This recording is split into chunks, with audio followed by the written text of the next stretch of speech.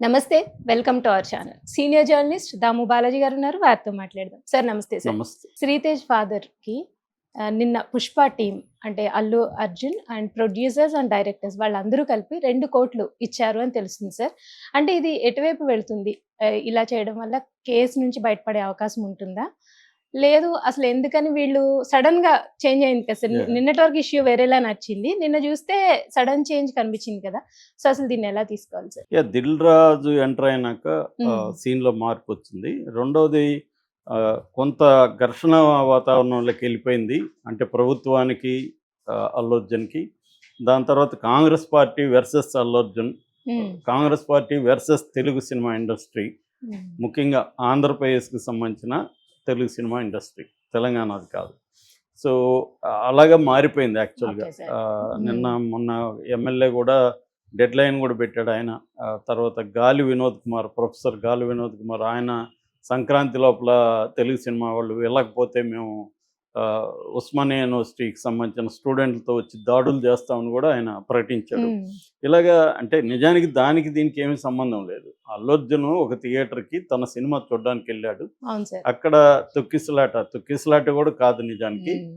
ఆహ్, క్రౌడ్ ఎక్కువ అవ్వడంతో ఆమె ఊపిరి ఆడక సఫోకేషన్‌తో ఆమె చనిపోయింది. బాబు సీరియస్ అయింది. అది జరిగింది. దీంట్లో అల్లు అర్జున్ తప్పుందా లేదా అనేది కోర్టు ఆల్రెడీ కేసుంది. పోలీసులు ఇతను తప్పుంటే కేసుని టైట్‌గా సాక్ష్యాలతో నిరూపిస్తే అల్లు అర్జున్‌కి శిక్ష పడుతుంది. హ్మ్.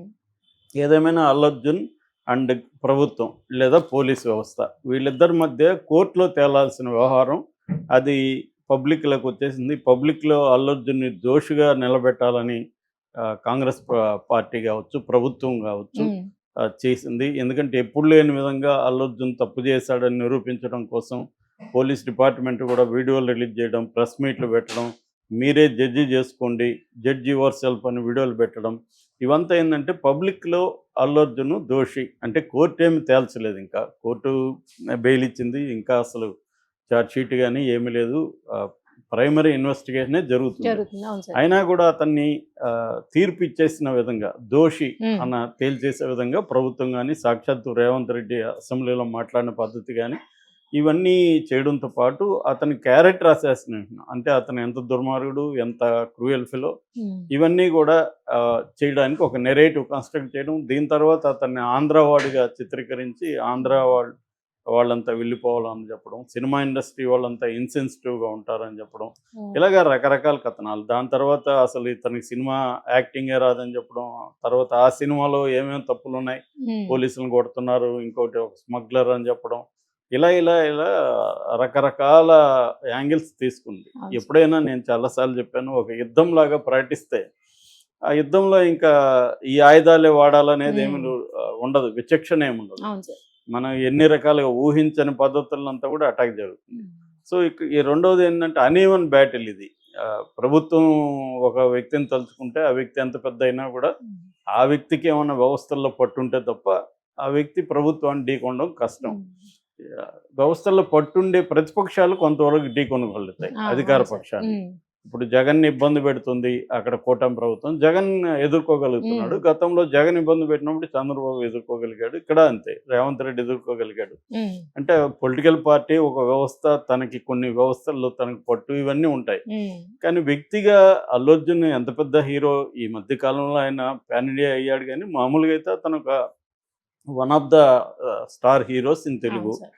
సో, ఆయనకి ఒక ప్రభుత్వాన్ని ఎదుర్కొని, పోలీస్ వ్యవస్థని ఎదుర్కొనే పరిస్థితి ఉండదు.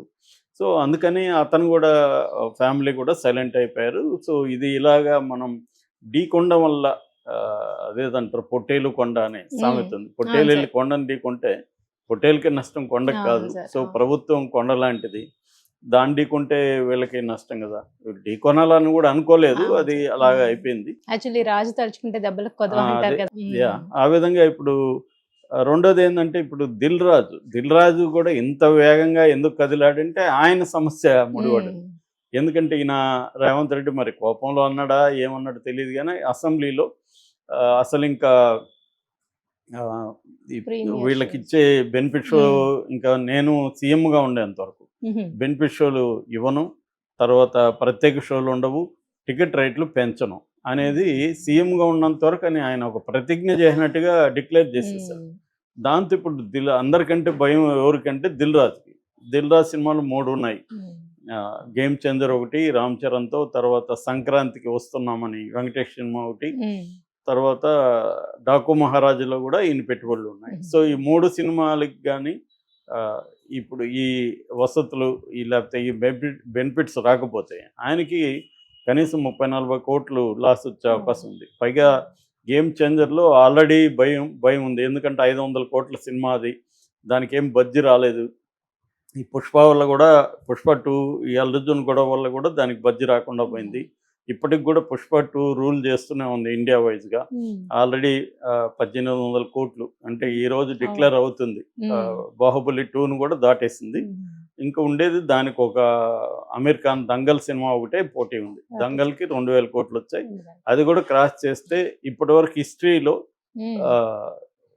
2000 కోట్లు దాటి కలెక్ట్ చేసిన ఏకైక సినిమాగా పుష్ప 2 నిలిచిపోతుంది.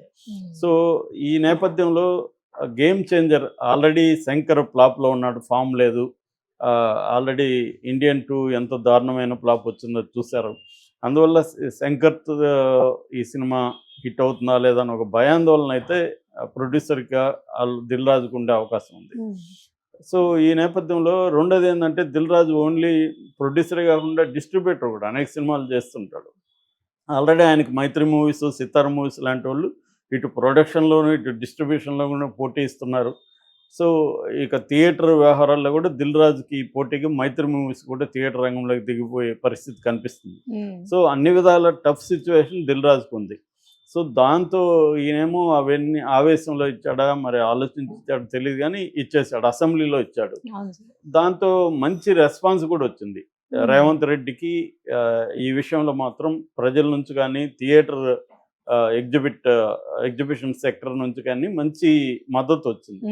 అప్పుడు జగన్ వివాదం అయ్యాడు, ఇదే విధంగా టికెట్ రేట్ తగ్గించి. ఇక్కడ వివాదం అవ్వలేదు రేవంత్ రెడ్డి, ఎందుకంటే టికెట్ రేట్లు పెంచడం వల్ల పుష్ప 2కి చాలా నెగిటివ్గా వచ్చింది ఇక్కడ జనాల్లో. ఎందుకంటే మామూలుగానే 800-700 పెట్టి థియేటర్లోకి వెళ్ళి సినిమా చూసే, మామూలుగానే థియేటర్లోకి వెళ్ళి సినిమా చూడాలంటే మామూలు టికెట్స్ ఉన్నప్పుడే ఒక 2 వెళ్ళాలంటే 1000 రూపాయలు మినిమం అయిపోయే పరిస్థితి.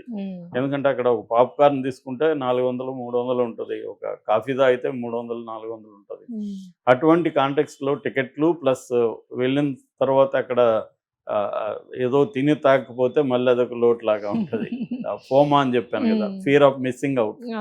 సో ఆ fear of missing out feeling ఉంటుంది. సో ఈ కాంటెక్స్ట్లో దిల్ రాజు ఇప్పుడు రంగంలో దిగాలి. దిల్ రాజు దిగాలంటే ముందు ఈ సమస్యను సాల్వ్ చేయకుండా సినిమా ఇండస్ట్రీ సమస్యల్ని సాల్వ్ చేయమని అడగలేడు దిల్ రాజు, ముందు ఇది సాల్వ్ చేయాలి. అందుకని దిల్ రాజు రంగంలోకి దిగి ఏదో ఒక ఒప్పందం కుదిరినట్టుగా అర్థమవుతుంది. ఈ ఒప్పందం ప్రకారం ముందు మీరు వాళ్ళకి 10-20 కాదు, కొంత సబ్స్టాన్షియల్ అమౌంట్ ఇవ్వండి అని ఒక ఫిక్స్ చేసినట్టుగా తెలుస్తుంది.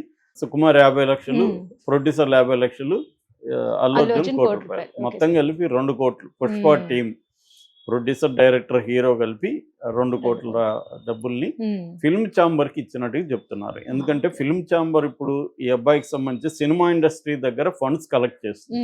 ఈ 2 crores కాకుండా ఆల్రెడీ మన కోమటిరెడ్డి వెంకటరెడ్డి సినిమాటోగ్రఫీ మినిస్టర్, ఆయన సొంత ఫౌండేషన్ నుంచి, వాళ్ళ బాబు పేరుతో పెట్టిన ఫౌండేషన్ నుంచి ఆయన సొంత డబ్బులు 25 లక్షలు ఇచ్చాడు. గవర్నమెంట్ నుంచి అయితే ఇప్పటికేమీ లేదు. సో ఇండస్ట్రీ నుంచి కలెక్ట్ చేస్తున్నారు. కేవలం పుష్ప 2 వాళ్ళే కాకుండా ఇండస్ట్రీ నుంచి కూడా కొంత డబ్బులు కలెక్ట్ చేసి ఇద్దామని. అట్లాగే భాస్కర్కి జాబ్ కూడా ఇద్దామని. సో ఇది నిజానికి మంచిదే. ఎందుకంటే ఎన్ని కోట్లు ఇచ్చినా పోయిన ప్రాణం రాదు, భార్య అయితే రాదు. 10 కోట్లు 100 కోట్లు ఇచ్చినా రాదు, అది వాస్తవమే. కానీ ఒక ప్రమాదవశాత్తు చనిపోయిన తర్వాత ప్రాణాన్ని తీసుకురాకపోవచ్చు, కానీ ఉన్న ఫ్యామిలీని